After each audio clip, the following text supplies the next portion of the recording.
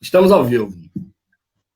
Olá, família campista, aqui é Anderson Moraes. Estamos ao vivo em mais um programa Quarta Total. O meu convidado de hoje é uma figura, um ícone aqui da cidade de Campos. Roberto Henriques, seja muito bem-vindo. O Roberto Henriques, eu vou fazer a apresentação dele. Eu não vou poder falar tudo que o Roberto Henriques já fez na vida, que senão eu tomo metade do tempo da nossa live aqui só na apresentação do Roberto Henriques. Mas antes de ir para a apresentação do nosso convidado, eu vou dar um minuto para você que já chegou, para você que já está aí junto com a gente, compartilhar. Compartilhe aí com seus amigos. É importante que você compartilhe para levar a nossa voz a um número maior de pessoas. Um abraço. Um minuto para o pessoal de casa compartilhar. Roberto Henriques, pode pedir para o pessoal o seu aí compartilhar também nas suas redes sociais, enquanto eu compartilho aqui nas minhas também.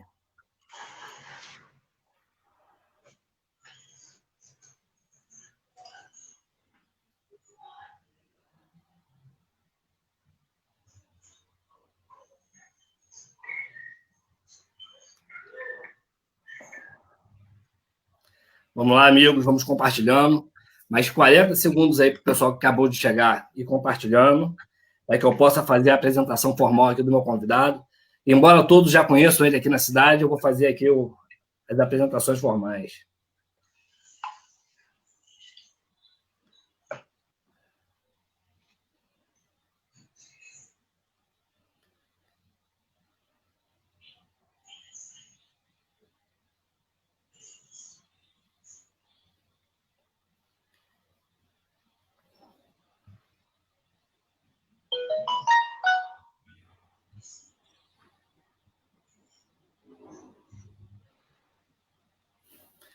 Vamos lá, 20 segundos. Você que chegou aí, que já está assistindo a gente, já estamos com um número legal de pessoas nos assistindo. Vai compartilhando aí, nos ajude a levar essa informação, a levar o nosso conteúdo a um número maior de pessoas.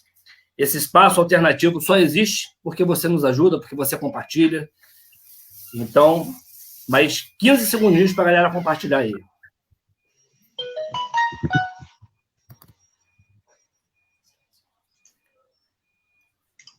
Me atrapalha. Não.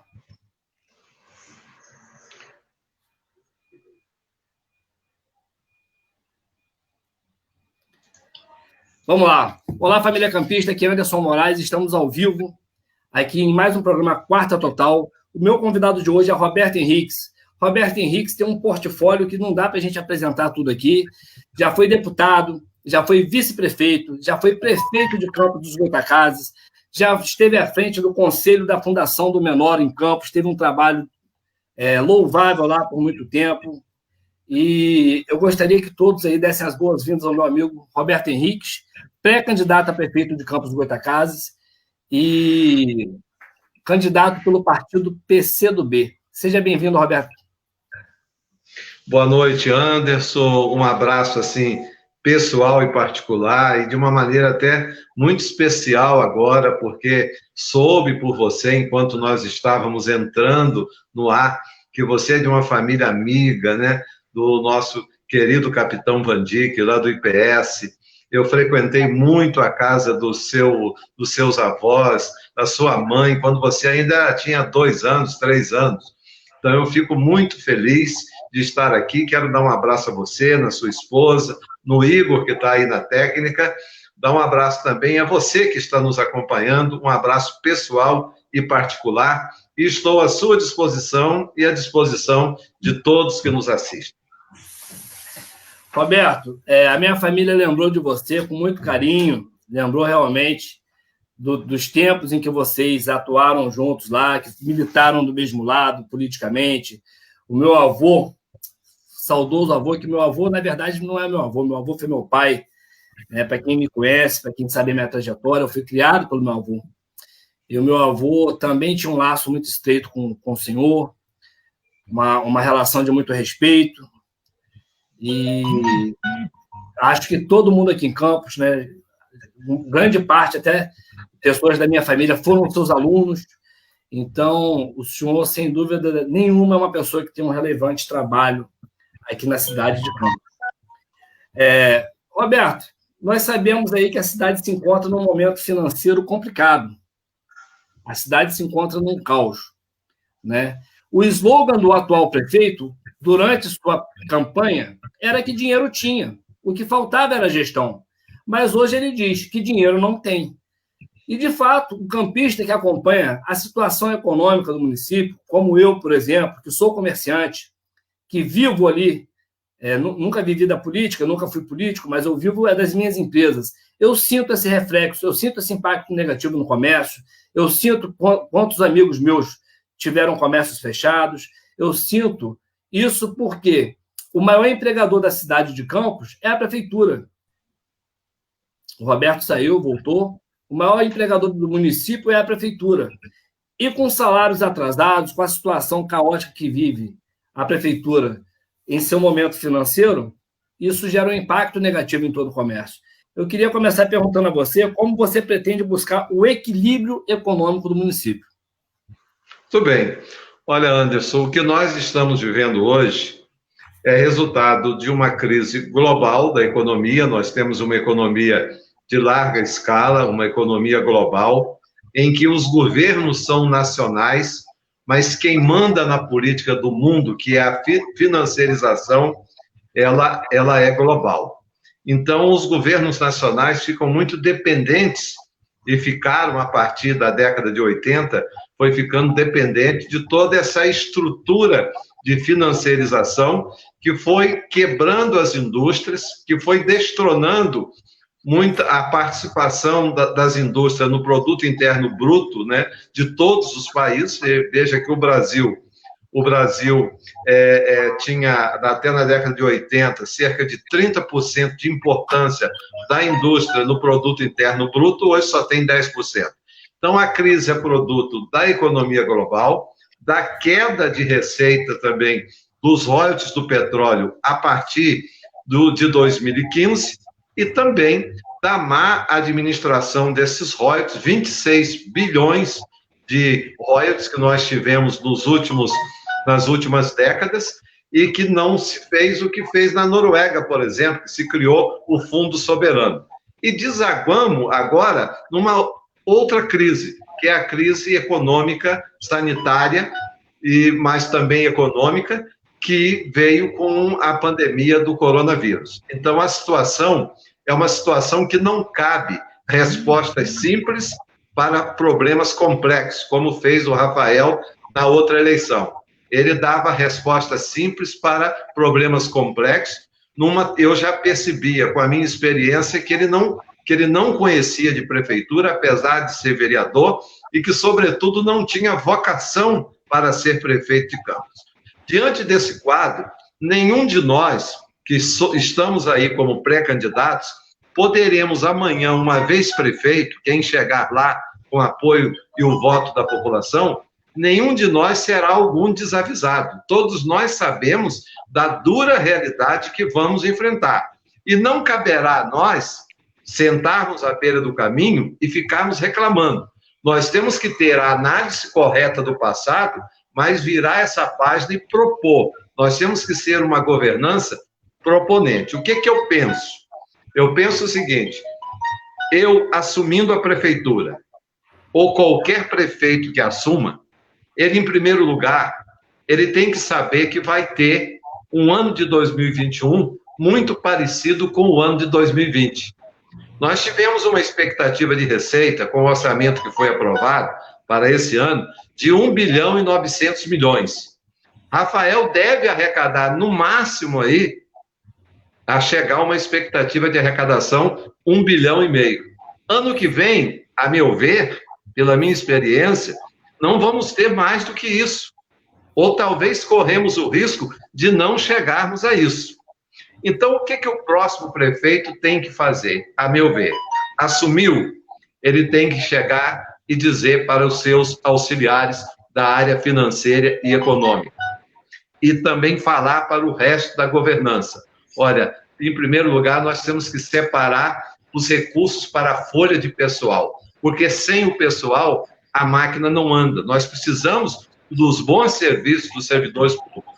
Então, nós temos que separar 13 salários, 12 salários, mais o 13º salário. Temos que separar 1/3 de férias e a previdência, o custo da previdência dos servidores. Então, só aí nós chegamos a 1 bilhão e 100 aproximadamente. Aí, na expectativa nossa, sobra 400 milhões. O custeio da máquina, hoje, praticado por Rafael, está numa média de 500 milhões ano. Eu creio que, de uma forma racional, a gente pode baixar esse custeio, racionalizando o custeio, com uma economia sistemática que possa realmente ser uma economia inteligente e garantir a atenção da governança para o funcionamento dos serviços públicos e instalar uma comissão, uma equipe técnica multidisciplinar da prefeitura para, nos primeiros 6 meses, só trabalhar fazendo uma sondagem ponto a ponto na prefeitura e formulando medidas para a arrecadação de recursos. Tem recursos que poderão vir de forma mais rápida. Como? Nós temos recursos do Fundo Municipal da Saúde que a prefeitura, eu não sei por que não pega. Rafael gasta 40% em saúde. Gastou 800 milhões de reais para não dar uma saúde de qualidade. Eu não estou falando de 800 reais, de 800 mil, eu estou falando de 800 milhões de reais. Que saúde que foi ofertada? Vou fazer um parênteses aí, vou fazer um parênteses aí para complementar o que você está falando. Que existe, a gente percebe que existe aí uma forma desregrada de gasto na saúde. E não houve a preocupação nem do governo de Arnaldo, nem do governo da Rosinha, nem do Mocaiber, de arrecadar no fundo a fundo os recursos para as AIHs, os autos de internações hospitalares. Boa parte deles, a prefeitura é que está bancando. Depois, não houve a preocupação nem deles e nem do Rafael de arrecadar para custear as UTIs. Depois... Vamos lá, deixei pontuando o que o senhor está falando, né? O que acontece? Como o senhor falou, esse governo ele não soube fazer a necessária economia, ele não prezou pela economicidade da máquina, quando poderia fazer isso através, principalmente, da fiscalização dos contratos superfaturados que vem sendo feito à torta e à direito nesse governo. Principalmente nesse período pandêmico, onde eles estão usando essa pandemia como cortina de fumaça para usurpar o erário público. A prefeitura hoje tem centenas de prédios alugados sem necessidade e com dezenas de imóveis próprios parados. Um gasto de dinheiro desnecessário. Tudo isso aí, ao meu ver, é um dinheiro indo para o ralo.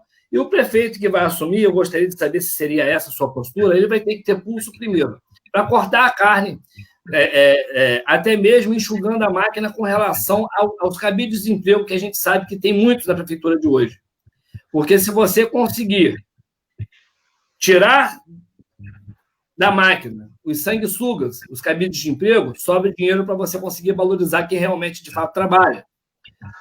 Partindo desse princípio, a prefeitura vai ter que, de certa forma, conseguir enxugar esse custo, até mesmo para poder tentar trabalhar o incentivo fiscal e atrair novas empresas para o município, para que a prefeitura deixe de ser o maior empregador do município. Agora, tudo isso aí é um discurso que é um recorte e cola que muita gente fala. Mas qual é a sua prioridade na geração de emprego e renda para o município? Como atrair essas empresas para cá? Sim, eu só quero concluir aquela parte de equação do recurso para a prefeitura funcionar a máquina,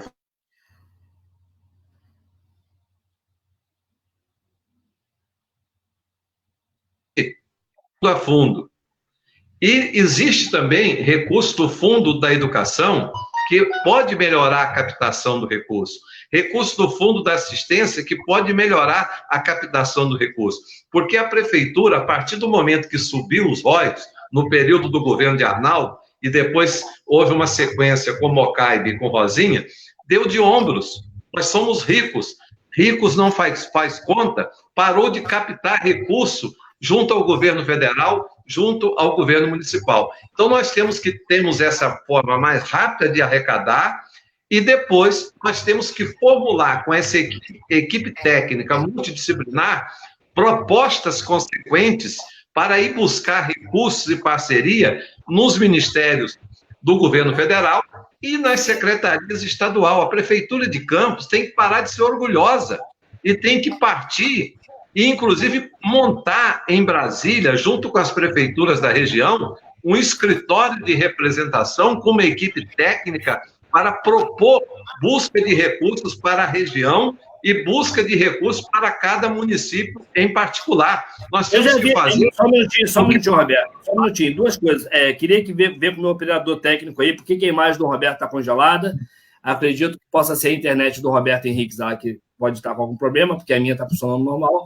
E sobre esse seu escritório em Brasília, você acha necessário que haja um escritório em Brasília? Eu, por exemplo, não sou vereador, eu não tenho mandato, eu não sou parlamentar, mas eu venho fazendo várias reuniões com vários... Deve ser a sua internet, Roberto. A sua imagem está travada, mas o áudio está normal. Eu venho fazendo várias reuniões, diversas reuniões, com deputados, com o deputado Anderson Moraes, com o Paul Bel, justamente para poder mostrar a eles a importância de Campos para o cenário estadual e para o cenário nacional. Você acha que é necessário, para que você atraia os olhos do governo federal e do governo estadual para Campos, montar um gabinete em Brasília? Porque isso aí seria custeado pela prefeitura, seria um custo a mais. E, segundo, se toda cidade quiser copiar esse modelo, colocando cada cidade lá em Brasília um gabinete lá, você acha que isso funcionaria bem? Você acha que existe, de fato, essa necessidade? Ou daria para despachar daqui mesmo? Seria um gabinete de representação, como eu falei, de regional. Ficaria muito barato para cada prefeitura dos municípios do Norte Fluminense, e você estaria lá na boca do caixa em Brasília para você propor e pegar os recursos. Porque aquilo que vem dos deputados, se existe uma grande enganação nesse país, são as emendas parlamentares dos deputados. Isso é muito pouco. Os deputados arrumam emendas e diluem pelos municípios. Aí um recebe 1 milhão, o outro recebe 200 mil, o outro recebe 50 mil, o outro recebe 800 mil, o outro município recebe 300 mil, porque isso é muito pouco para a grandiosidade da nossa região. Nós temos que pensar grande, pensar que Campos e a nossa região é maior do que essa crise, e tem uma tradição histórica e uma importância econômica e estratégica para o país muito grande, tanto que o maior porto com a maior retroárea do Brasil e a segunda maior retroárea do mundo está instalado aqui na nossa região. Então, Anderson, um escritório desse, ele não fica caro, ele é altamente rentável. Outras regiões do Brasil fazem isso e dão certo. Correto? Por quê? Agora, evidentemente, esse escritório, ele não pode ser isolado, ele tem que estar articulado politicamente como? Com a representação dos 22 prefeitos da região norte e noroeste fluminense, os 22 presidentes da Câmara, articulado com a bancada dos deputados federais da região e a bancada estadual. Nós aqui, o norte e noroeste fluminense, nós correspondemos a 2/3 do nosso território e temos uma importância econômica e social e potencialidades que o Brasil inteiro depende de nós. Nós temos que entender que nós merecemos mais respeito. O grande problema é que quando se vai para Brasília, um prefeito sozinho, ele é um catitu fora da manada, vira comida de homem. Deixa eu te cortar um pouquinho, meu amigo. Perdoe-me. É porque a sua tela ela está parada. Então, eu estou interagindo com você, mas o público de casa está vendo só a sua fotografia. Algum problema técnico aí na sua internet. Eu vou sugerir ao senhor que tente sair e voltar, para que as pessoas possam não só ouvir a sua voz, como se estivesse ouvindo uma rádio, mas ter aqui aquele contato mais próximo com você através da sua leitura corporal, da sua expressão facial. Eu acho que isso vai ajudar mais a galera de casa. Eu vou mudar aqui de ambiente para ver se melhora, ver se vai melhorando. Não, te aconselho a sair e voltar, porque está travado há muito tempo.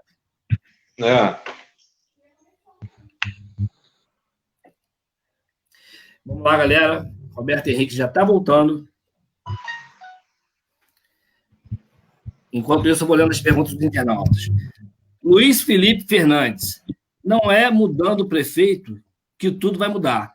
Quem assumir a prefeitura no ano de 2021, se não tiver peito e pulso firme para as mudanças estruturais na administração municipal, está fadado ao suicídio político. Luiz Fernando, Felipe, parabéns, cara, parabéns. O que você falou é reafirmação daquilo que eu venho dizendo. A mudança não tem que ser no nome, a mudança tem que ser no método de administração. Ou seja, perfeito. Voltamos. Mas muito obrigado, Felipe, pelo seu comentário, Luiz Felipe, pela sua participação. Agora sim, agora temos som e temos imagem em movimento. Vamos lá, Roberto, deixa eu te fazer uma pergunta, cara. Você falou aí que Campos não consegue esse alinhamento com o governo federal, com o governo estadual. De fato, Campos está nesse isolamento há muitos anos. Eu não me refiro ao isolamento social da pandemia, não. Eu me refiro a esse isolamento que a nossa cidade tem, porque está distante dos governos estaduais e federais. Campos tem uma localização privilegiada, é uma das cidades mais importantes do Senado Nacional, é o município mais importante do estado do Rio de Janeiro, mas a gente não consegue ver uma obra grande, um projeto em parceria com o governo federal e com o governo estadual. E você já passou pela administração da prefeitura por algumas vezes. Você já foi aliado a diversos grupos políticos, você já caminhou com o Grupo Garotinho, você já caminhou já foi vice-prefeito do Alexandre Mocaiber, e também já teve a oportunidade, por um curto período, assumir a prefeitura. Então, vamos lá. Diante dessa dissertação, eu gostaria que você dissesse, primeiro, por que você rompeu com esses grupos políticos? Garotinho, Mocaiber. E segundo, por que nesse período em que você tinha uma voz atuante dentro desses governos, até com cargo de expressão como vice-prefeito, e chegou, inclusive, a ser prefeito, essa parceria não foi feita no passado? Veja bem, a parceria foi feita. Eu fui secretário no primeiro governo Garotinho. Os últimos convênios que Campos recebeu, fui eu que assinei. Você veja bem, no primeiro governo Garotinho, foi instalada 43 creches no município. Aquele convênio com a LBA, que subiu de 250 atendimentos para 3.300 atendimentos, quem assinou fui eu. Então, eu tinha uma articulação muito grande com Brasília, a minha pasta.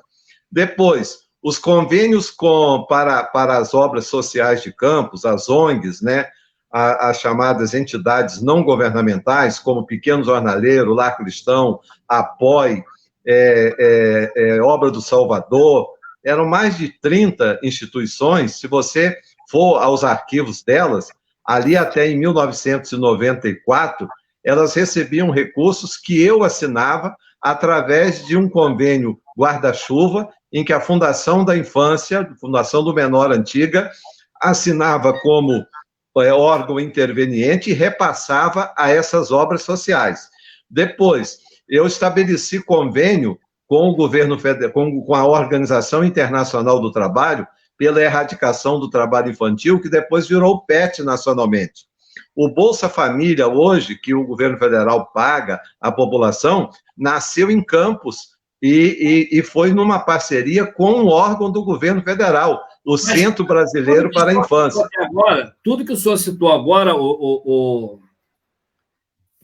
doutor, são programas assistenciais. E é importante a gente ter esses programas assistenciais com verba federal para economizar o nosso custeio.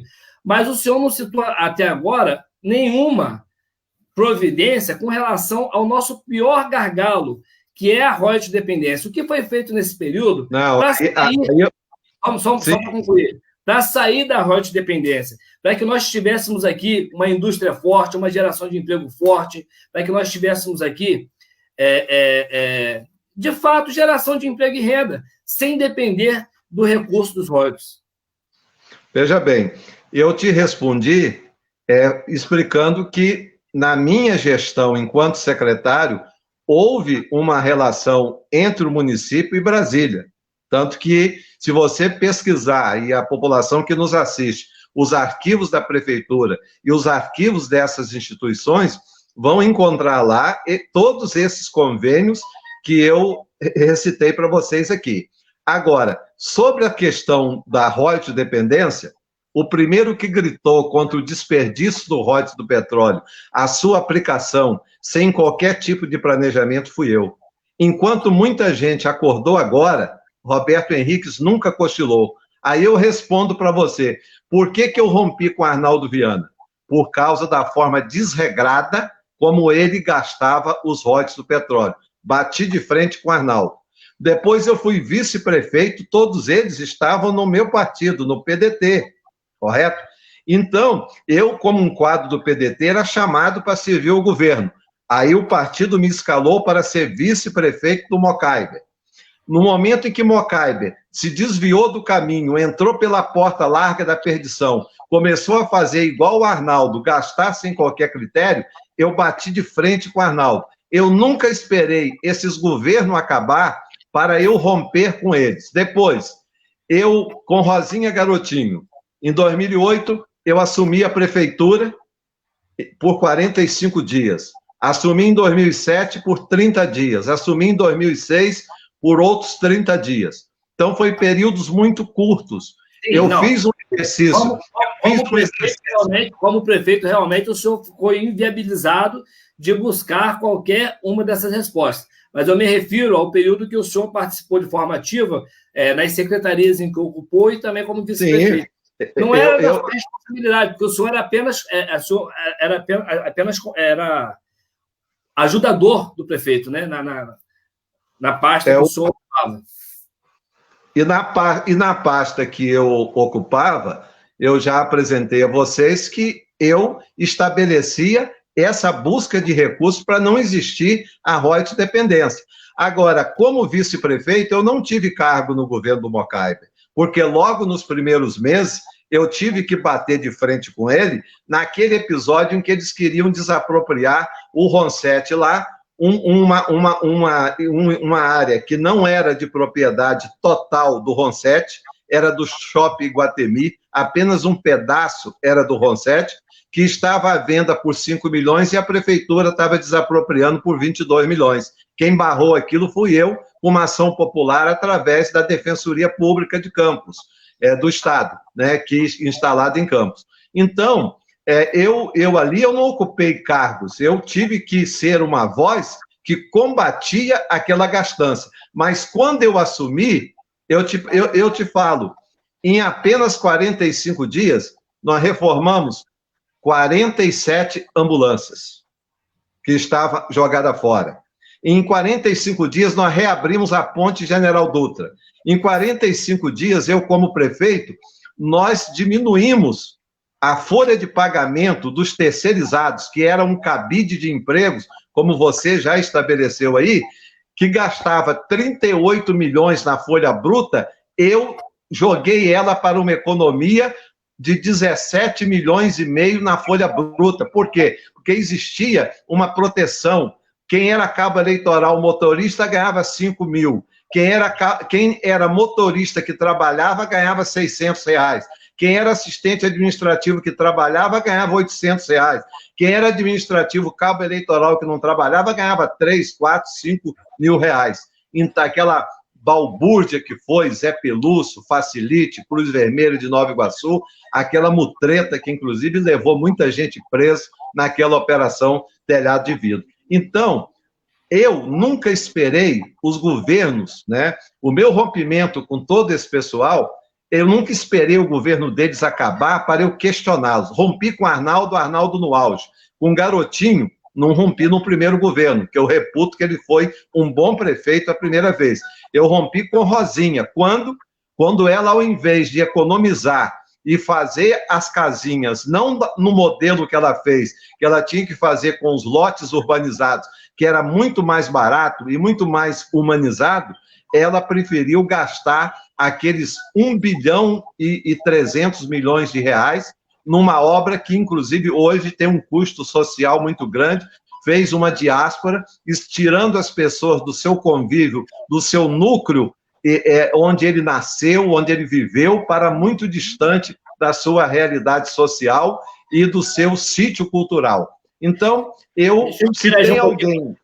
Então, se tem alguém que tem autoridade para falar contra todo esse desperdício, é Roberto Henrique, que muita gente começou a falar agora, e eu falava lá desde 1999, batendo de frente com o Arnaldo Viana. Bom, interagir um pouquinho com os nossos internautas, o pessoal que nos acompanha de casa aí. Obrigado aí pela presença, Ian. Obrigado, minha amiga Kika Barbosa. Tereza Cristina, parabéns, Roberto. Você é um grande político. Sua história abona o seu discurso, perdoe-me. Sua história abona o seu discurso. Comentário da Tereza Cristina. Oi, Anderson. Campos está uma vergonha. Comentário da Kika Barbosa. Tato Corrente. Mais preparado para ser prefeito de Campos. Cris Rangel. Campos vai ter que engolir. Anderson está chegando. Obrigado, Cris. Comentário do Paulo Henrique Santos. A esquerda é assistencialista e da pobreza, assistencialista e é da pobreza do povo, o que os tornam fortes. E é da pobreza do povo que eles se tornam fortes. Agora, comentário da Luciane Venâncio. Boa noite, Luciane Venâncio. Maurício Batista, os grupos eram os mesmos, vemos todos inelegíveis.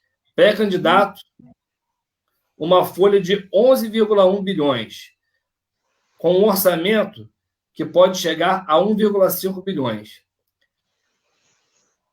A medida com certeza é enxugar a máquina.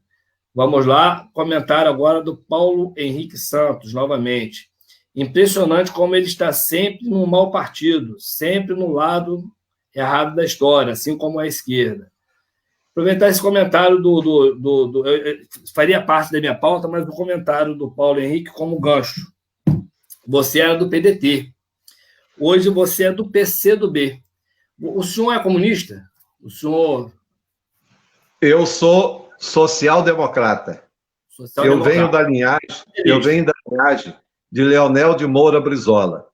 O PCdoB hoje ele foi reformulado numa junção com o Partido Pátria Livre, né? Eu me aborreci dentro do PDT, porque o PDT não tem mais eleições, virou um partido que funciona debaixo do sovaco do Carlos Lupe. Tanto que em Campos ele só abre quando tem eleição para Caio Viana, só. Ele não abre como abria na nossa época, quando a gente dirigia o partido aqui e quando o Brizola era... Tem convenção, é imposição, né? É verdade, é tudo na caneta, tudo na provisória. Esses diretórios são todos na provisória. Então, um grupo nosso de amigos do Brizola, lá atrás, nós saímos e fomos para o Pátria Livre. Ano passado, houve a junção entre o Pátria Livre e o PCdoB. O PCdoB ele vem desde a década de 50, 60, se reformulando e se abrasileirando. E agora, no último Comitê Nacional, no último Congresso Nacional, onde houve a junção desses dois partidos, criou-se o Movimento 65, que ele abriga quem? Ele abriga os trabalhistas da cepa de Brizola e de Getúlio Vargas, abriga a social-democracia, no caso, mas o senhor se declara social-democrata, mas em seu estatuto, em sua essência, se você pegar os grandes líderes do partido, a Jandira Fegali, eles são ferrenhamente comunistas. É assim que se declaram mesmo, ou seja, são pró-socialistas. E o senhor, sabendo que essa vertente, o senhor, ainda que se declare numa vertente mais blanda, o senhor pertence a uma legenda que é o Partido Comunista do Brasil. Em sua nomenclatura, é até difícil alguém negar que seja comunista participando dessa sigla, porque você concorre por um partido que, em seu estatuto, já determina que esse é o viés. Mas existem resoluções dentro do partido, como eu mesmo disse aqui, que no último congresso houve uma reformulação onde admite essas outras correntes dentro do partido. Sim, você está certo. Lá no partido tem aqueles que se declaram como comunistas. No partido tem aqueles que se declaram como social-democratas. No partido tem aqueles que se declaram trabalhistas, da linhagem, não do Roberto Jefferson, mas da linhagem do Getúlio Vargas e do Leonel Brizola. Diferente. Mas muda essa nomenclatura, mas muda essa nomenclatura. Muda essa nomenclatura, mas não é a mesma essência? O comunismo, nós precisamos superar esse atraso que existe nas nossas discussões, como se comunista comesse criança assada, 15 crianças assadas por semana. Não é assim, não. Entendeu? Foi muito mais de 15, né? Se fosse 15 crianças assadas por semana, só a Mao Tse Tung, ele matou, foi 100 milhões de pessoas. Então é muito mais de 15 crianças por semana. Ele provocou muito genocídio. Não. Mas não é essa a nossa pauta, mas assim... Não, mas deixa eu te responder, porque vocês falaram aí, agora eu tenho que falar. O que nós temos que superar... A gente entrou na pauta... Que quando não se quer resolver o problema da cidade, coloca a ideologia no meio. Nós temos que superar esse atraso de esquerda, direita. Tem gente que fala de esquerda, correto? E não sabe nem por que é de esquerda. Que fala de direita e nunca soube o que é ser de direita. Tem gente que fala contra o comunismo, que nunca leu os 5 tomos de Karl Marx, que nunca leu o Manifesto Comunista de Karl Marx e de Engels. E também defende o capitalismo e nunca leu A Riqueza das Nações, de Adam Smith. Aí a pessoa fica na torcida, com um conhecimento raso, falando o quê? Falando aquilo que outros dizem para eles. Falando coisas que, por exemplo, na época da escravidão, o dono de escravo dizia assim, você não pode chupar manga com leite, faz mal, correto? Aí os capitalistas hoje falam assim, você não pode ser socialista. Por que todos os capitalistas combatem o socialismo? Sabe por quê? Porque o socialismo, ele é distribuidor de riqueza, ele não distribui pobreza, como o Paulo Henrique falou aí. Pelo contrário, quem distribui pobreza é o capitalismo selvagem, porque isso que está aí não é capitalismo, não. Quer ver uma coisa? O Brasil, quando existia a escravidão, ele era capitalista, não é? Capitalista. Quantas mortes aos velhos de escravo? Olha a exploração aí. As 2 guerras mundiais, que matou milhões de pessoas, elas foram deflagradas entre potências capitalistas. Então, qual era o partido do Hitler? O capitalismo matou muito mais gente do que... Qual era o partido do Hitler? O Partido Socialista Alemão. Se a gente ficar discutindo quem matou mais, o que eu tenho a dizer é o seguinte, eu, Roberto Henriques, eu não aprovo nenhuma ditadura, nem de esquerda e nem de direita. Você acha que eu aprovo o comunismo que foi praticado lá na Rússia? É claro que não. Hoje, atualmente na Venezuela. Não precisa nem falar. Eu acho, eu não posso. Lá na Venezuela não tem comunismo. Aquilo ali é um arremedo, é gente que quer ficar ali no poder a vida inteira, fazendo o que os capitalistas também fazem, garantindo as elites no poder a vida inteira. É o sujo falando mal do mal lavado. Entendeu? Então, doutor Roberto, o capitalismo é através do voto. A pessoa pode até ficar 8 anos no poder, mas é através do voto. Né? Mas a nossa pauta nem era ideológica, porque, na verdade, eu quero dar ao senhor a oportunidade de falar... Só que a gente também não pode deixar de interagir com o nosso internauta. Claro. E eu quero dizer o seguinte, uma coisa é ser comunista, é ser comum. Ser comum, até os primeiros cristãos eram. Vai lá nos Atos dos Apóstolos, capítulo 2. E todos tinham tudo em comum. Não havia necessitado dentre eles. Os viajantes que por ali passavam exclamavam, vede como eles se amam. O comunismo ele já existia antes de Cristo, há 8.000 anos atrás. Agora, outra coisa é o capitalismo.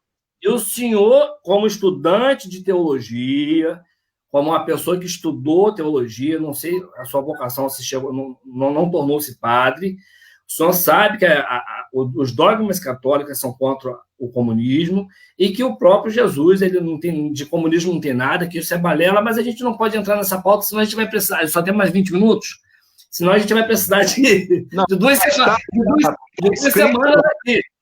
Jesus não morreu porque ele rezava, não. Ele morreu porque ele queria justiça social, rapaz.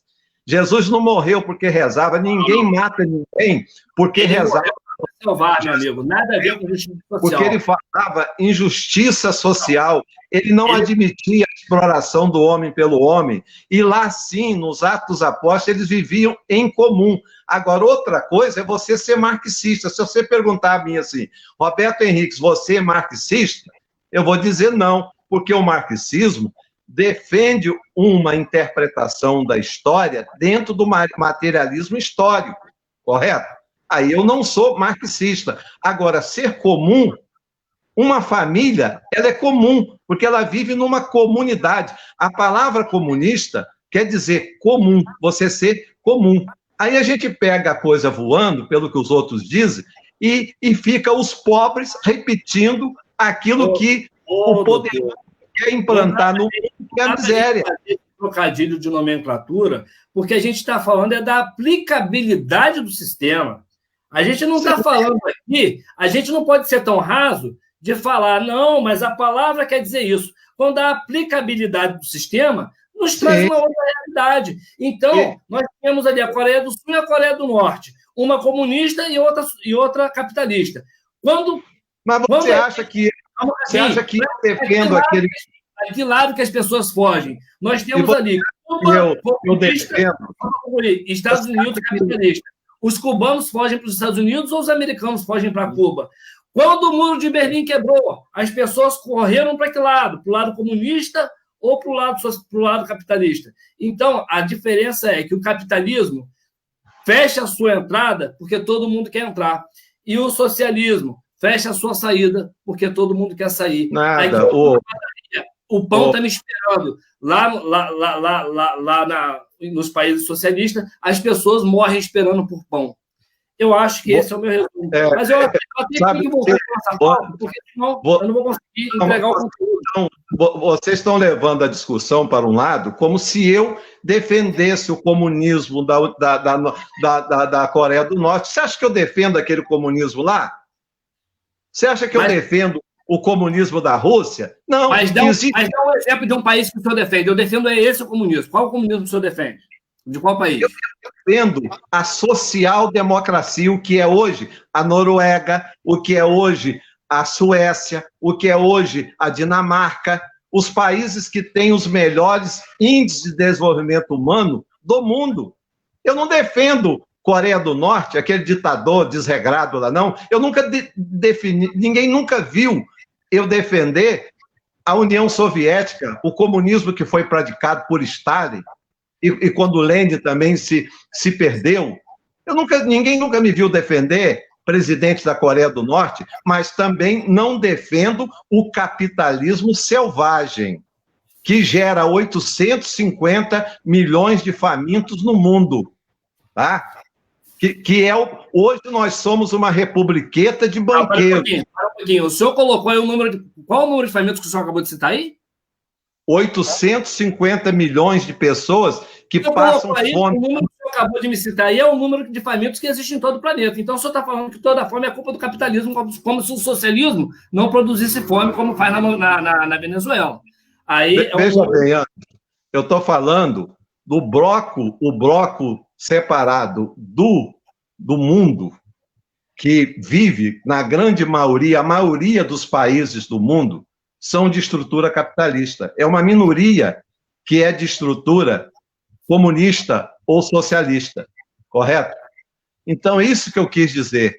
Existe 750 milhões de pessoas que passam fome num mundo que, se você pegar o PIB do mundo, correto? O produto interno do planeta Terra, se você dividir pelos habitantes, dá 11 mil reais por cada pessoa, as riquezas que são produzidas. Então, o que eu não apoio é o capitalismo selvagem e nem o comunismo ditatorial. A minha linha pragmática, a minha linha concreta, ela vai na direção daquilo que hoje, se você pesquisar na internet e as pessoas pesquisarem em casa, vai ver os melhores países de índice de desenvolvimento humano, os países da social-democracia. É isso que eu defendo. A gente virar a pauta, que é um pouco ainda dentro dessa leitura, né? Mas só para poder virar a página. Agora vamos ser breves, porque temos só mais 20 minutos. Eu preciso ainda fazer algumas perguntas técnicas para o senhor acerca do seu exercício do mandato, se assim for a vontade da população. Mas agora só um complemento desse assunto, por quê? Porque o senhor foi, durante muitos anos, presidente da Fundação do Menor. Eu queria que o senhor desse uma pincelada, mas a gente precisa ser mais ligeiro por causa do tempo, senão não consigo entregar o conteúdo que eu preparei. Fizesse uma pincelada rápida aí do trabalho que você desenvolveu à frente dessa fundação e se você é contra ou a favor da redução da maioridade penal.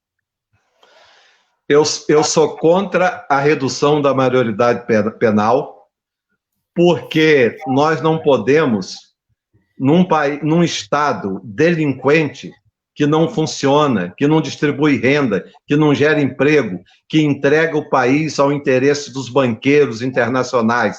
Nós não podemos punir a população e punir a juventude. Pelo contrário, nós temos que colocar estrutura e ser a favor do desenvolvimento biopsicossocial da criança, do pré-adolescente, do adolescente, do jovem, do ser humano como um todo. Portanto, sou radicalmente contra, isso não resolve coisa alguma. Esse espírito de punilidade que existe hoje no Brasil, isso geralmente vem de estruturas, de pessoas que defendem pena de morte. Eu defendo é que tenha pena do povo, ao invés de quem quer pena de morte e quem quer os presídios lotados de pessoas, porque não se gera cá no plano social a distribuição de riqueza que deveria acontecer no Estado democrático de direito. O senhor fala que defende a pena do povo.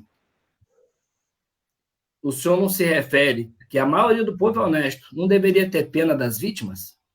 Porque, por exemplo, se a gente pegar aqui o caso eu vou falar casos de repercussão nacional, o caso do Champinha, que Champinha com 16 anos, estrupou, pegou um casal que estava acampando, deu um tiro na nuca do rapaz, estrupou a menina por 5 dias, matou a menina e ficou em liberdade por ser menor de idade. Aí nós temos o caso daquele assassinato do menino João Hélio, mas parece coisa muito distante. Eu trago para Campos, aqui no Shopping Boulevard, uma menina com celular saindo da escola, esperando no ponto de ônibus, por causa de um furto do celular, foi assassinada. O nome dela é Eliene da Silva Carvalho, tinha apenas 23 anos, foi em 2015. Teve um caso também em frente ao IFE, que foi de um menino, Davidson, né? Se eu não me engano, Davidson, alguma coisa assim. Ele tinha 18 anos, o rapaz também foi assassinado por um celular. E eu aqui quero me solidarizar com as famílias, pedindo perdão por estar citando aí o nome, mas é apenas para exemplificar. Eu acho que a impunidade, ela fomenta a criminalidade. Eu acho que a impunidade, ela fomenta a violência. E agora vem uma opinião minha, né, como respeito à sua, há de ser respeitada a opinião de qualquer um dos nossos ouvintes. Eu acho que o crime, ele não tem idade. Uma criança de 16 anos, ela está pronta para votar e eleger seu presidente.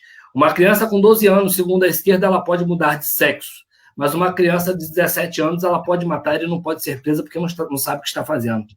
Então, eu sou ferrenhamente contra a fazer com que bandidos travestidos de crianças, eles sejam impunes apenas porque têm menos de 18 anos. E isso aí não é uma questão social. Tem criança tem pessoas que já nascem com índole ruim, tem criança que desde pequeno já gosta de torturar um animal. Isso aí é psicopatia. A neurociência explica que isso aí é uma psicopatia, que umas pessoas já têm essa índole.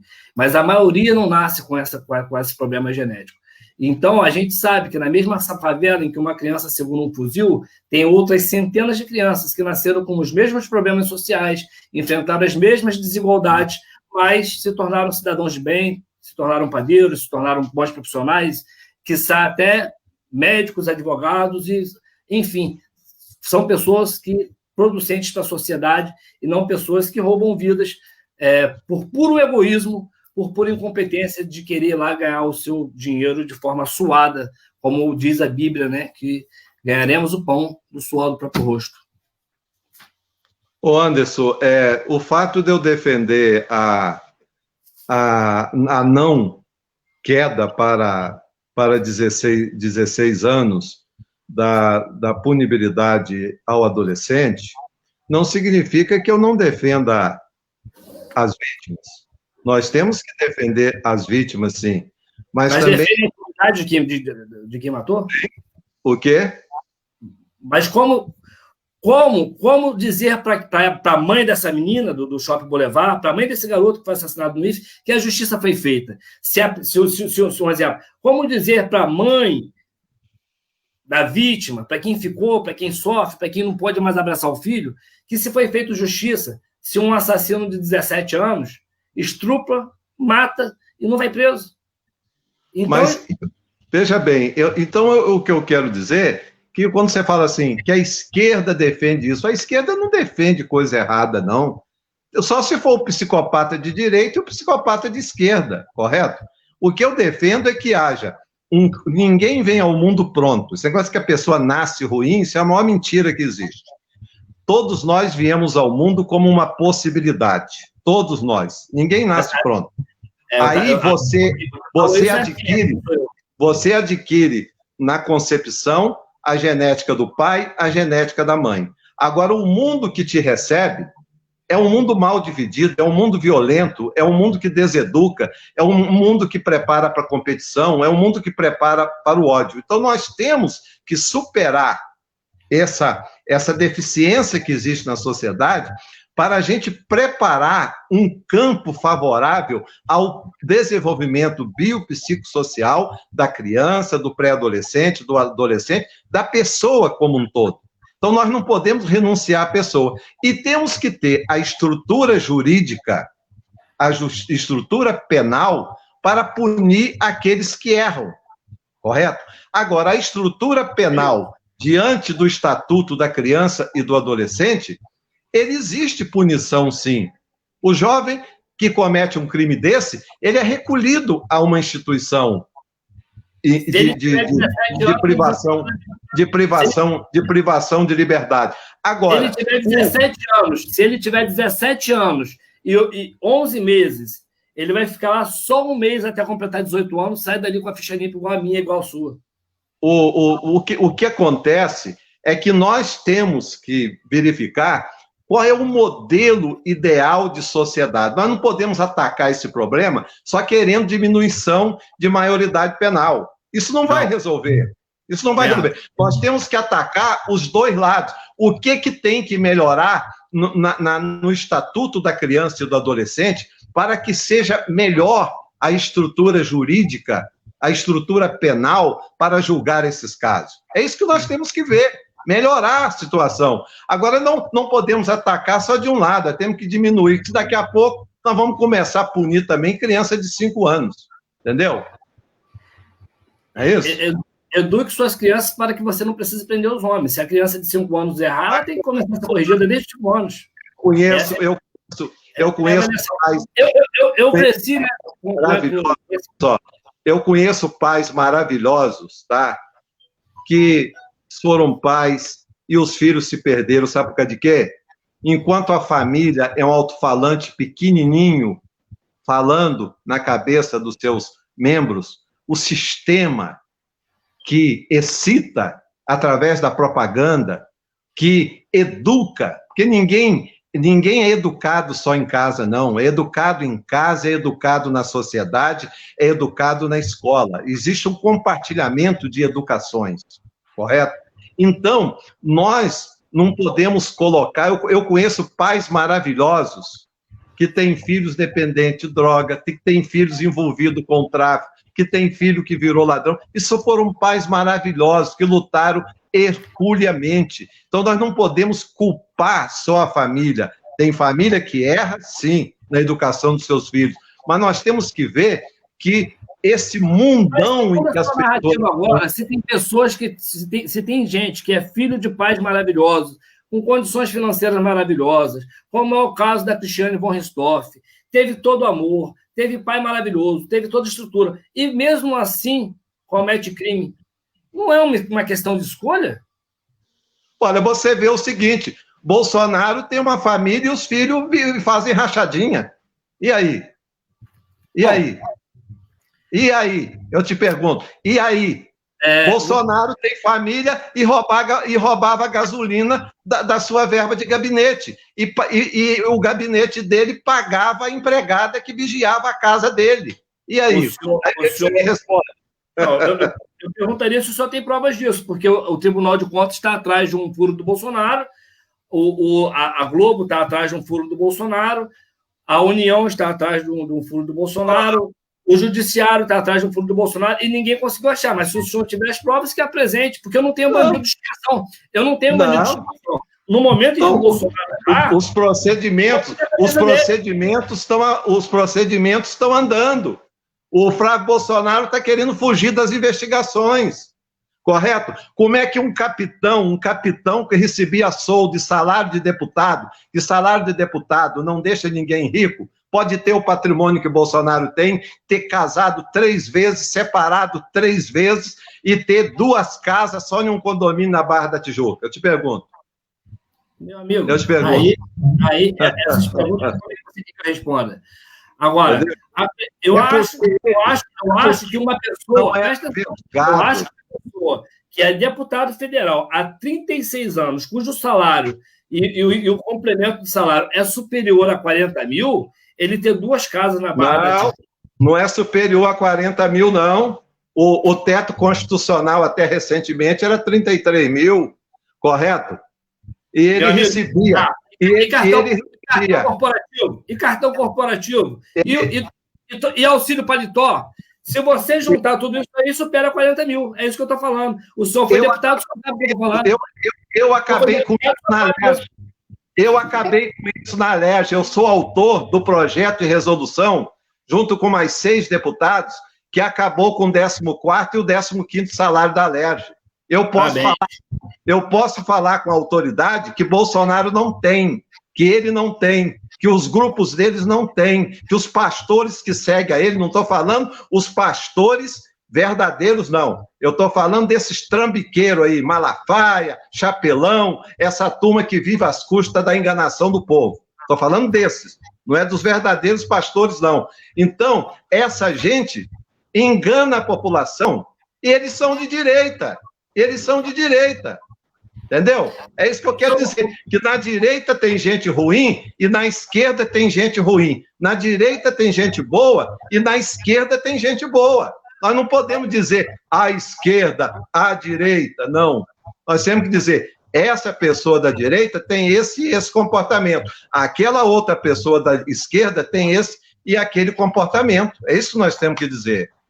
Certo. Mas, enfim... O senhor falou, né? O senhor ofendeu aqui de maneira contundente alguns líderes religiosos da vertente cristã protestante, mas que também... Os protestantes, não. Líderes religiosos, Malafaia...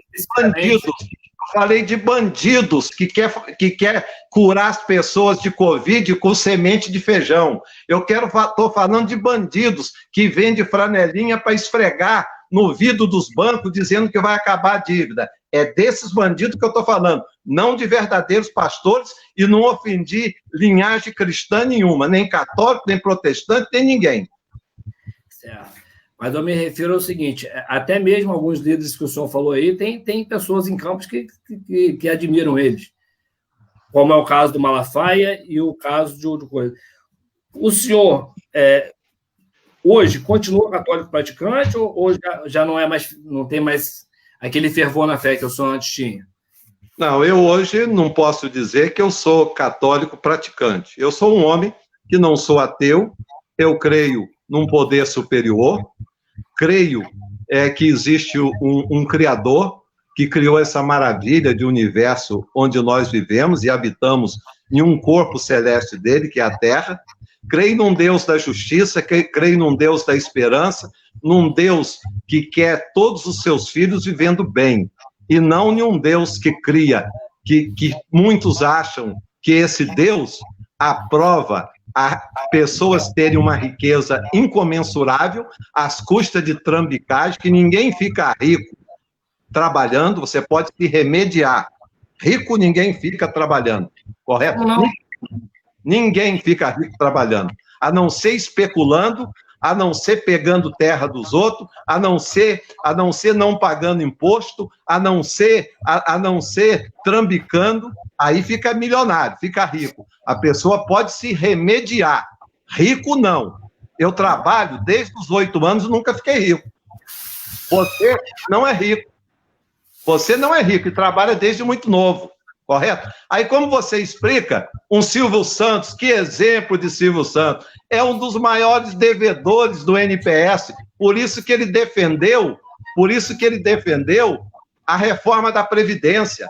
Aí você pega um velho da Havan, que exemplo de empresário, sonegador, e ficou rico sonegando.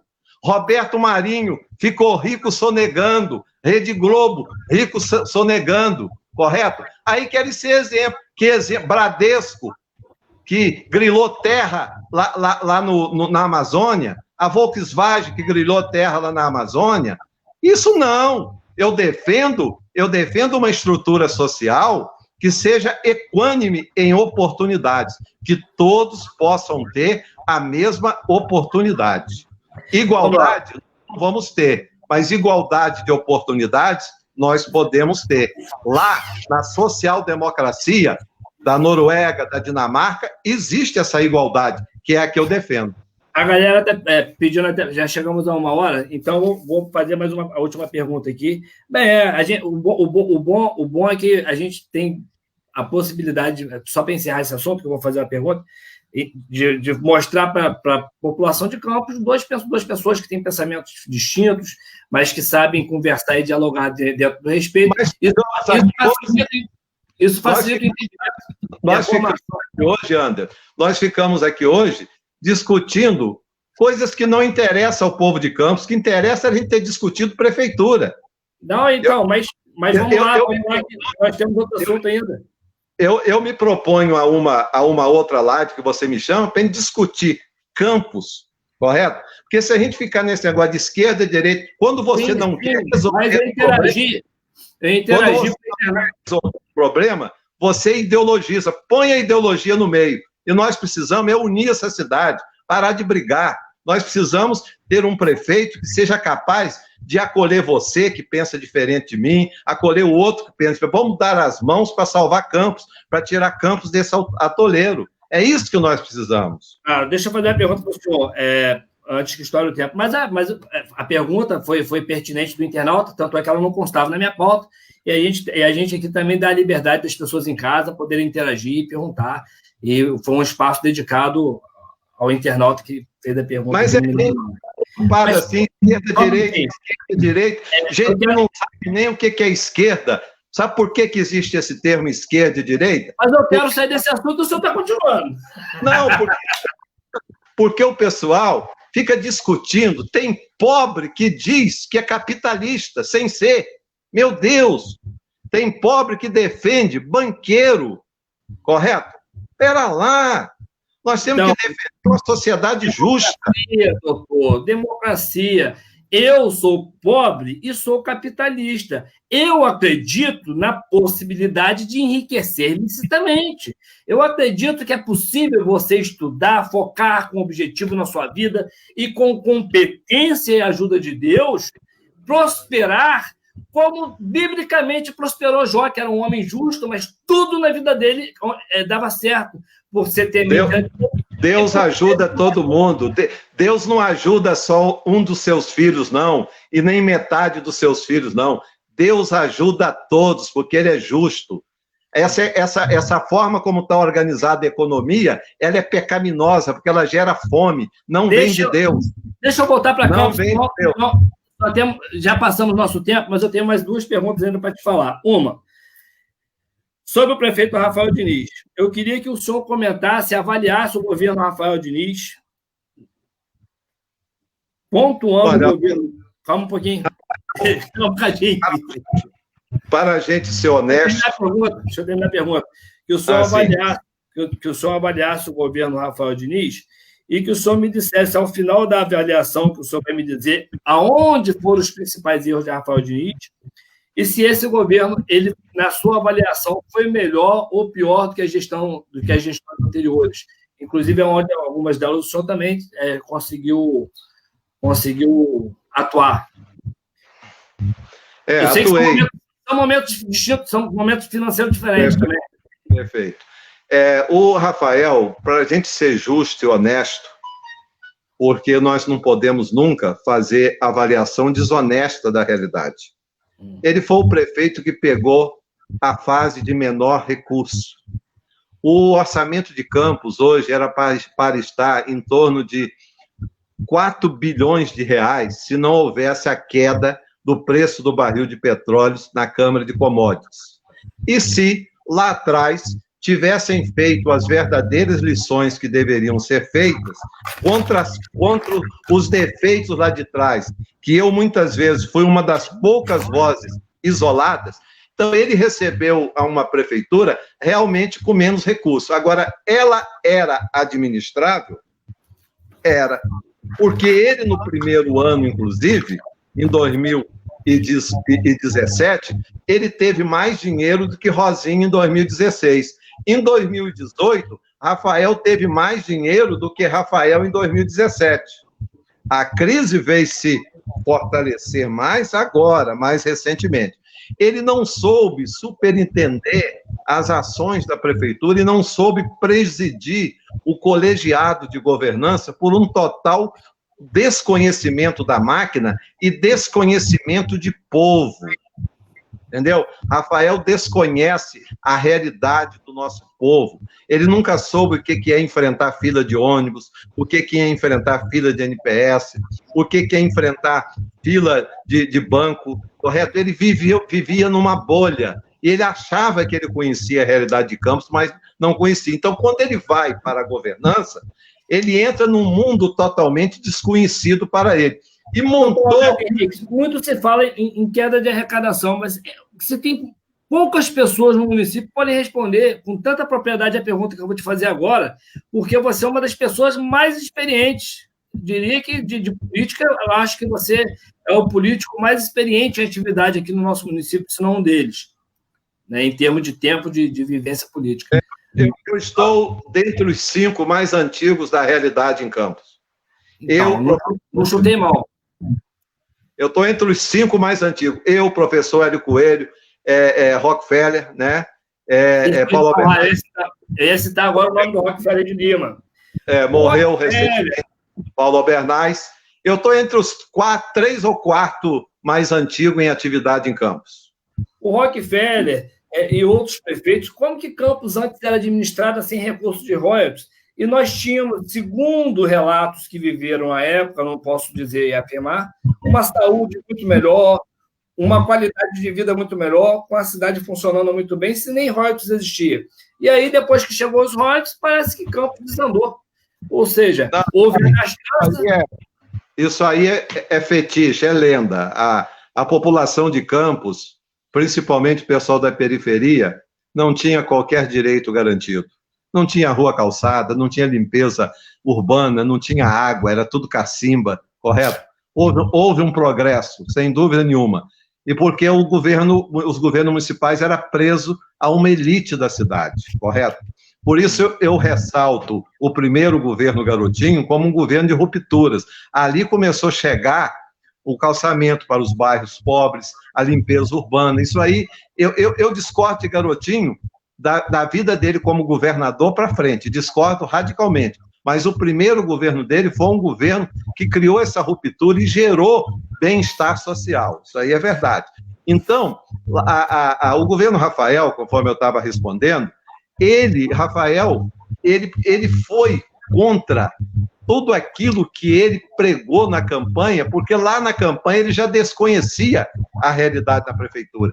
Então, Mas ele era vereador, Roberto. Ele estava por dentro dos assuntos ali. Ele podia não conhecer de gestão, mas a situação monetária do município ele tinha conhecimento.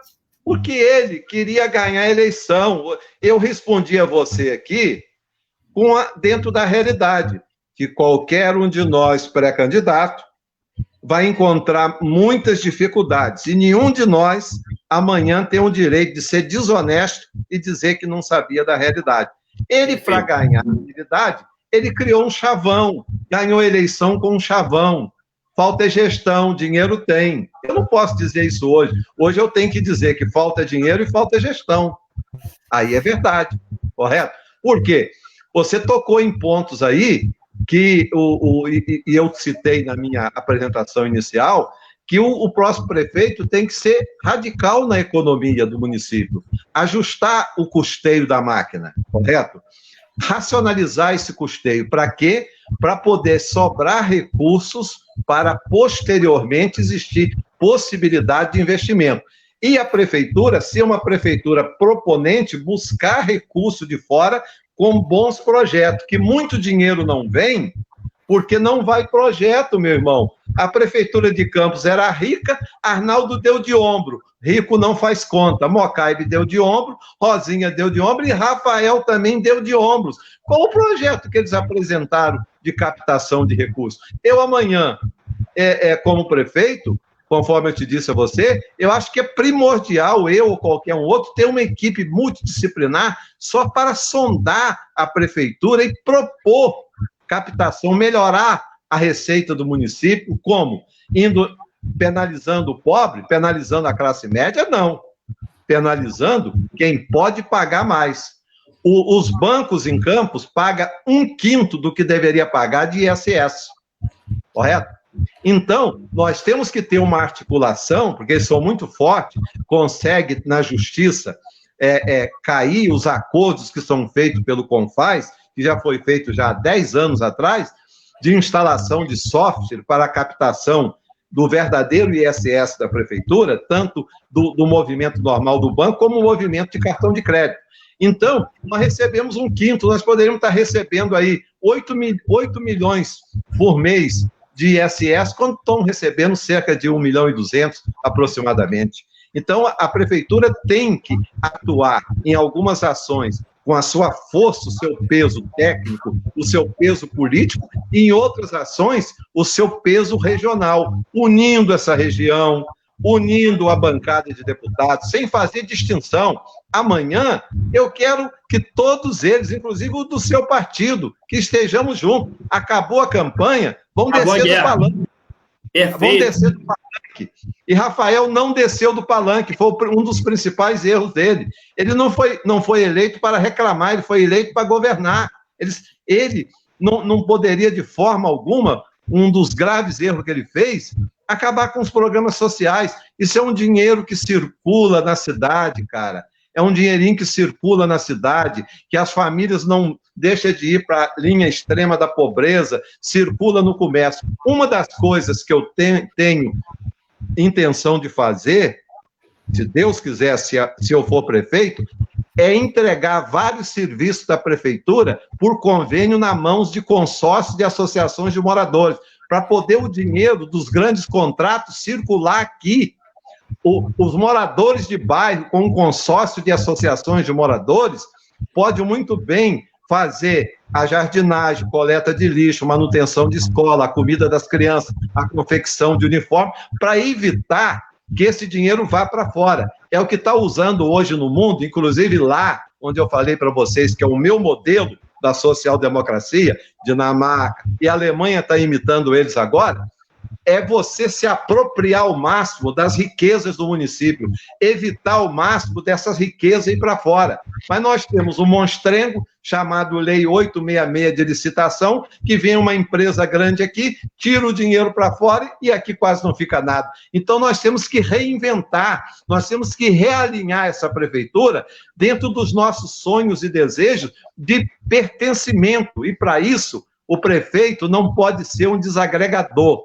Ele tem que ser alguém que chame a todos, inclusive os adversários de campanha, para poder juntos, de mãos dadas, a gente soerguer Campos, porque Campos é maior do que esse negócio de esquerda, direita, é maior do que Bolsonaro, do que Brizola, é maior do que Dória, é maior do que qualquer um, do que Witzel, entendeu? É maior do que eu, correto? É isso que nós temos que pensar, parar com essa discussão boba, esquerda, direita, esquerda, esquerda, direita. Isso é para militar ficar marchando, entendeu? Como hoje, ou se não nos desfiles cívicos de antigamente das escolas. Não é para a gente ficar trazendo a política nacional para a micropolítica municipal, senão nós vamos nos perder, nós vamos formar uma cidade dividida.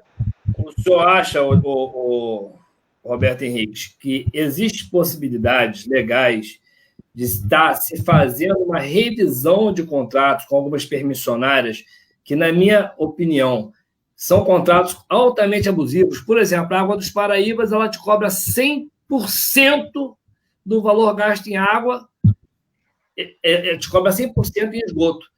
Em outros lugares, outras cidades, esse valor não é de 100%, só nós campistas que pagamos isso.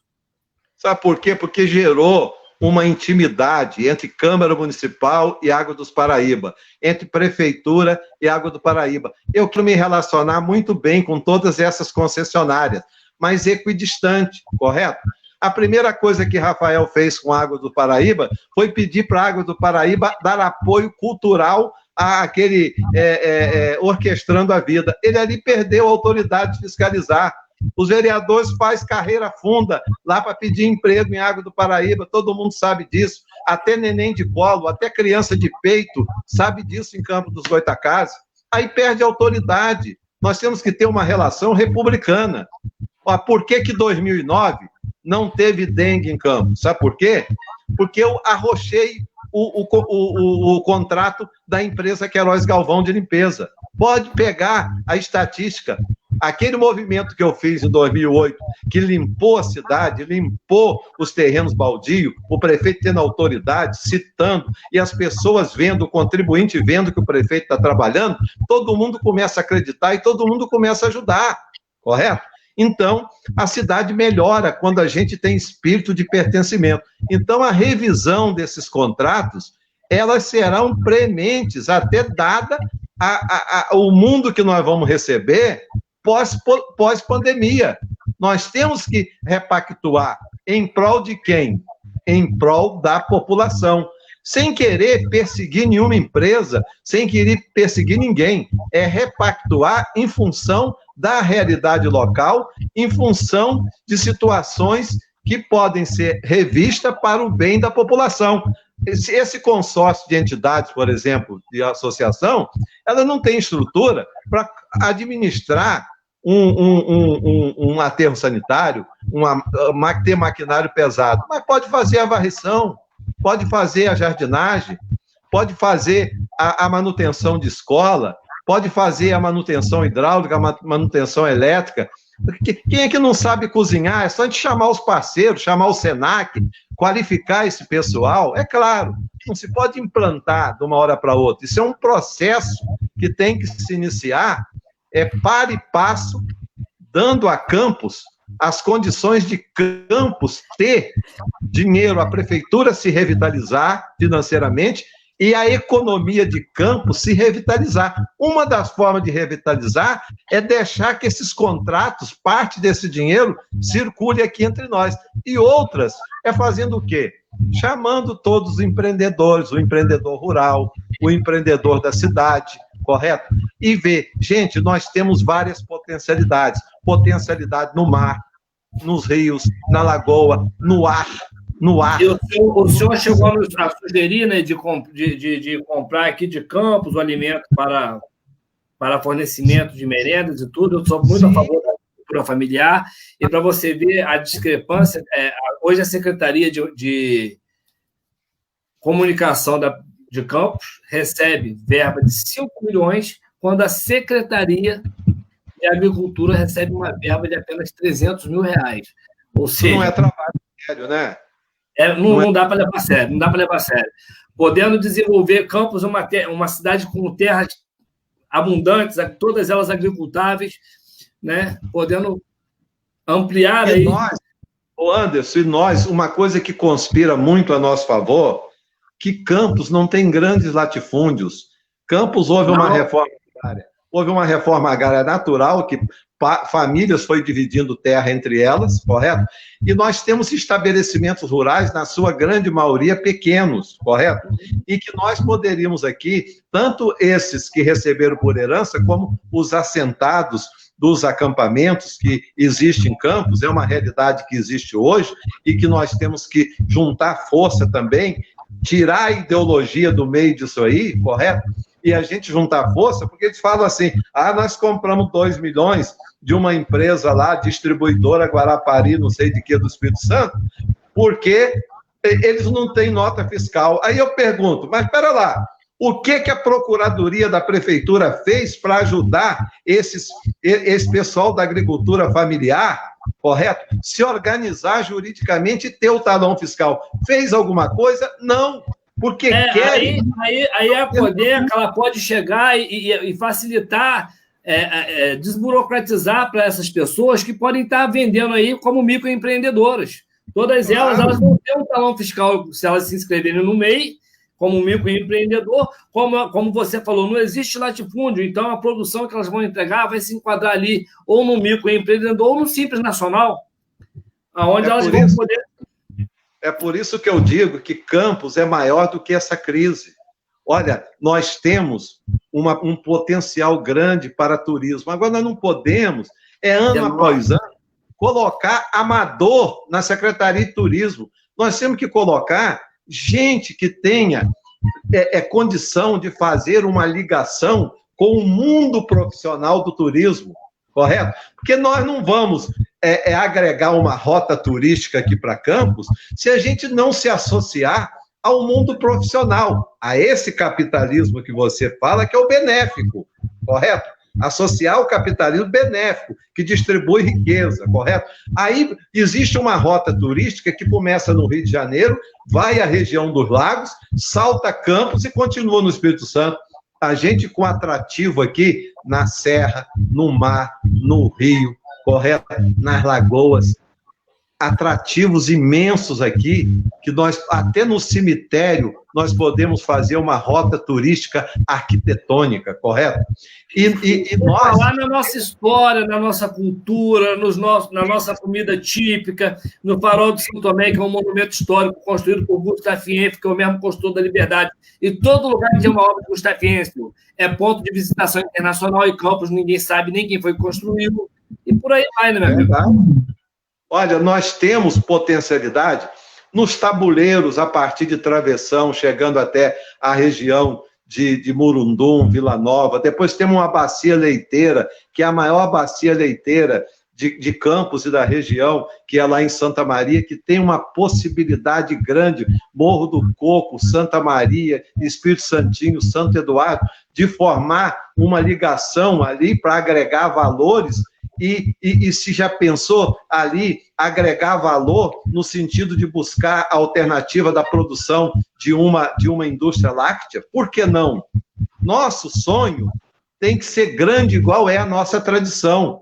Eu sou contra a pessoa pensar pequeno. Eu sou um sonhador, porque sonhar não é proibido. Proibido é não tentar transformar os sonhos em realidade. Então nós temos que ter a nossa esperança do tamanho da grandiosidade histórica de Campos. Os nossos projetos do tamanho da grandiosidade histórica de Campos e das nossas potencialidades, entendeu? Isso que nós temos que fazer. O prefeito, ele é um grande animador de consciência. Sabe quem que eu tenho dito que o próximo prefeito, seja eu ou seja qualquer um outro, deveria imitar? Neemias. Neemias da Bíblia. Neemias era um sonhador, mas não era ingênuo. Quando chegou aqueles dois malandros lá, Sambalate e Tobias, para tumultuar, para criar confusão, para ideologizar, ele partiu para o pau com eles, correto? E botou isso para fora da cidade. Neemias soube fazer o quê? Pegar uma cidade arrasada e estimular as pessoas, o pertencimento das pessoas à cidade. Ele distribuiu tarefas, ele animou as consciências, ele soube liderar, ele não excluiu ninguém, até quem pensava diferente dele, ele chamou para dentro. Por isso ele conseguiu recuperar os aquedutos, recuperar as muralhas, recuperar os cemitérios, recuperar as vias públicas, tudo distribuindo tarefas, produzindo. E daí a pouco a cidade começou a receber visitantes, e daí a pouco a moeda começou a circular de novo na cidade e se reergueu. É isso que nós temos que fazer, imitar Neemias, ser essencialmente um prefeito comunitário. O próximo prefeito não pode ser um salvador da pátria, um demagogo, um mentiroso, alguém que não gosta de Campos. Tem que gostar de Campos, gostar de povo, gostar de gente, ter apreço pela cidade, ter cuca boa, trabalhar de forma comunitária, em grupo, em equipe. Quem quer fazer sozinho vai ter o mesmo destino que os outros lá de trás tiveram. Não tiveram cabeça apenas para gastar o dinheiro, mas não tiveram cabeça para formular e deixar legados. Roberto, eu costumo dizer exatamente isso que você falou. Eu costumo utilizar a frase, até que eu gosto muito, que a individualidade ela dá espetáculo, mas um time ganha jogo e um time bom ganha campeonato. Precisa agrupar pessoas com capacidade técnica para buscar soluções, precisa de um time campeão. Meu amigo, falar em time campeão, você já tem aí dentro do seu partido, ou dentro da sua prerrogativa aí, um nome que já tenha, que venha ganhando força aí para ser seu vice? Ou alguma definição? Eu estou, assim... Está namorando com alguém? Está namorando com alguém? Os namoros estão ainda no portão, não chegou nem na varanda ainda. Porque eu provoco pouco esses entendimentos assim agora, para não ofender ninguém. Existem vários partidos que estão com candidaturas colocadas, então tem que respeitar. A gente tem muita dificuldade, né, de resolver as coisas institucionalmente via partidos. Sabe por quê? Partidos são tudo comissão provisória. Sabe quem decide? São os malandros que estão lá na direção estadual. Correto? Então vira um sorteio. Então tem muita cautela para isso. Eu vou tentar, claro, né, me associar a algum partido. E a minha definição é o quê? Eu não me ajusto com nenhum partido que não defenda o Estado Democrático de Direito e as liberdades democráticas, tá? Seja ele de esquerda ou de direita, correto? Eu quero, porque não basta ganhar a prefeitura, o mais difícil é você governar. Eu vou despartidarizar a administração pública, eu sendo prefeito. Eu vou chamar a todos, vocês verão, se eu for prefeito. Como eu aconselho, se eu não for prefeito, outro que ganhar, faça a mesma coisa. Porque exatamente, acabou o pleito, acabou a batalha. E perguntaram assim, Anderson, se entrar tal prefeito, você vai ser oposição? Eu falei, eu jamais vou chegar e me falar no primeiro dia de governo de qualquer pessoa que eu sou oposição. Eu irei me tornar oposição se um dia for vereador, eu irei me tornar oposição a partir do momento que eu ver que está havendo erros. Mas se o cara chegar ali e botar um projeto bom na minha mesa, não quero saber quem foi que botou o partido que é, eu vou assinar. Se eu sentir que o cara está caminhando certo, ele está trabalhando na economicidade do município, que ele está buscando soluções e que a solução está difícil, mas ele está se empenhando e está no caminho certo, não serei oposição. Não tem como ser oposição a algo que está correto. É claro que eu disse aqui que Neemias não era ingênuo. Eu não vou chamar figuras carimbadas, que eu conheço muito bem. Eu, melhor do que ninguém, sei quem é quem em Campos, tá? Ó, você vê lá o Caio, ganha a prefeitura. Tá cheio de penduricalho lá. Tá cheio de musgo. Tá cheio de erva de passarinho que ajudou a torrar o rote do petróleo. Aí você vai pro lado de Vladimir... A turma da Hilux vai voltar de bicho, né? Aí veja bem, aí você vai pro lado de Vladimir, tá cheio de compromissos. Meu Deus do céu, esse doutor Calil aí, eu tô com pena dele, correto? Cheio de compromissos, coitado. Então, é claro, nós temos que chamar quem ama Campos, quem quer Campos, nós temos gente boa. A prefeitura, um dos segredos que eu saí com aquela aprovação maravilhosa da prefeitura, quando eu fiquei prefeito, é que eu valorizei o servidor da casa. Eu muitas vezes não gastava um DAS, eu dava uma função gratificada. O cara era assistente administrativo e dava o sangue numa secretaria. Eu ia lá, dava uma função gratificada a ele, dobrando o salário. Ele tinha status de secretário.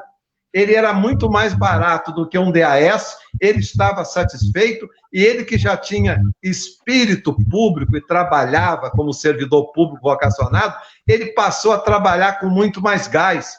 Eu revolucionei a administração pública. Quem foi meu secretário de obras? Falecido Costa, servidor de carreira. A primeira vez que um servidor de carreira foi secretário de obras, Costa, um técnico, nem engenheiro ele era, mas conhecia tudo, mais do que muitos engenheiros da cidade. Depois, quem foi o meu procurador de carreira, funcionário de carreira? Quem foi o meu secretário de administração? Doutor Licínio, funcionário de carreira. E nos departamentos, muitos servidores de carreira. E chamar pessoas novas para compor ali também, que gosta de povo, que gosta de gente. E tem muita gente boa, quer ver? Inclusive, eu sei quem é gente boa em cada grupo. Lá no grupo de Mocaibe tem gente boa. No grupo de Arnaldo tem gente boa. No grupo de Bacelar tem gente boa. No grupo de Garotinho tem gente boa. E também tem gente boa que não está nesses grupos, correto? Muita gente, muita gente. Eu não posso dizer que todo mundo que está com A, com B, com C é ruim. Agora, digo a você, as ervas de passarinho, eu conheço muito bem. Os parasitas, que sempre estão em todas as administrações de campos, eu conheço muito bem. E eles não gostam de mim. Não gostam. Doutor Roberto, a nossa live, ela tem um tempo de 1 hora. Nós estamos a 1 hora e 31 minutos. Ou seja, quando o jogo é bom, ele passa, a gente não percebe. Então, eu vou pedir ao senhor, ou seja, o senhor teve o tempo até acrescido também, porque a gente teve um desvio da pauta, mas que eu acho que foi bom para o entendimento das pessoas, né? Claro, teve um desvio da pauta. Até porque aqui a pauta não é minha. A pauta vai ser sempre do nosso internauta, que ele interage, a gente vai ler o comentário, as pessoas têm essa liberdade de perguntar. É claro que não consigo ler todos os comentários, que são muitos, mas eu sempre busco lá depois estar respondendo um por um. O senhor também pode fazer isso através dos comentários da nossa live. Eu vou pedir para o senhor fazer essas considerações finais. Muito obrigado a você, Anderson. Quero, assim, dizer que qualquer momento em que a gente foi, assim, aqui mais exaltado, né? Não pelo ódio, mas sim pela forma de querer evidenciar aquilo que a gente pensa e aquilo que a gente discorda, correto? E o bom é isso, é democracia, é discutir, correto? E quero dizer a vocês que concordam comigo, reflitam. Vocês que discordam de mim, reflitam. Eu quero que a comunidade política de Campos e a comunidade como um todo, o meu desejo de democrata é que ela seja uma comunidade reflexiva, para que ninguém manipule vocês, para que ninguém use vocês, correto? E vamos unir essa cidade. É o que nós precisamos fazer. E eu estou aqui com esse intuito. E pergunte a quem trabalhou comigo como secretário, se eu não sou da União. Pergunte quem trabalhou comigo quando eu fui vice-prefeito. Pergunte a quem trabalhou comigo quando eu fui prefeito, se eu não sou da União.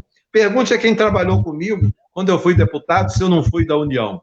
Eu sou homem da União.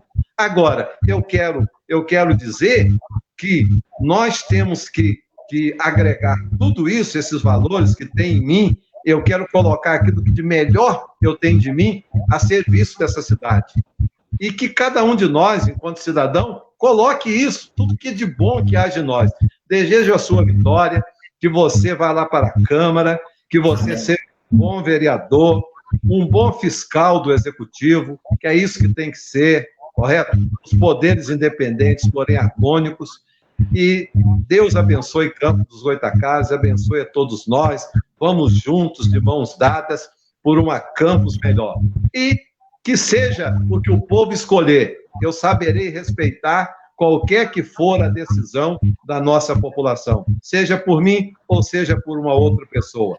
Porque nada é melhor do que a escolha soberana do nosso povo.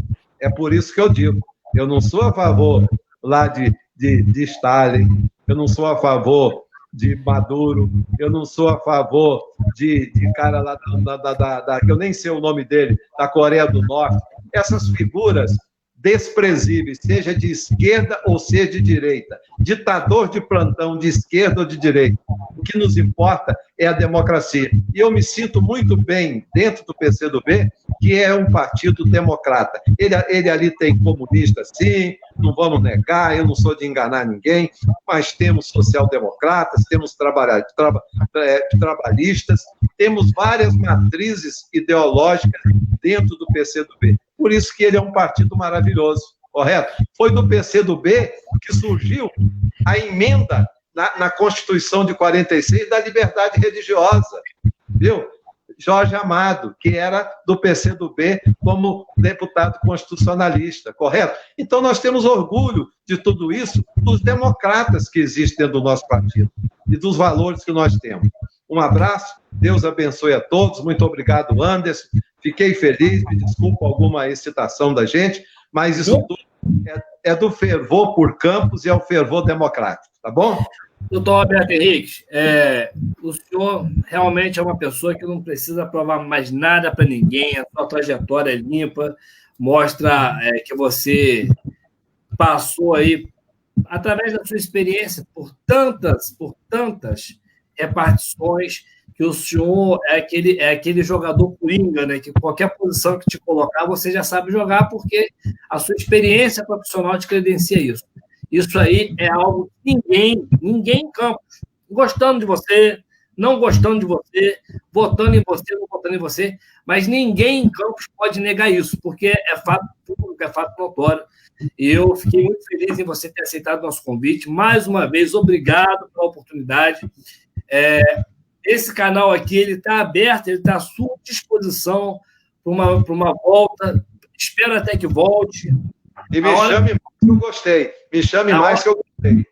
A hora que já definiu o nome do vice, a gente pode fazer uma live a 3, com o senhor, com ele, e qualquer outra personalidade aí de relevância para o nosso município de Campos, seja do cenário político ou não. Eu quero dizer que esse espaço está aberto, é um espaço verdadeiramente democrático, e é tão democrático que nos permite discordar da maneira que nós fizemos, mas com muita amizade, porque o senhor, e muito respeito, acima de tudo, a figura que é o senhor, um educador que educou tantas pessoas aí da nossa geração.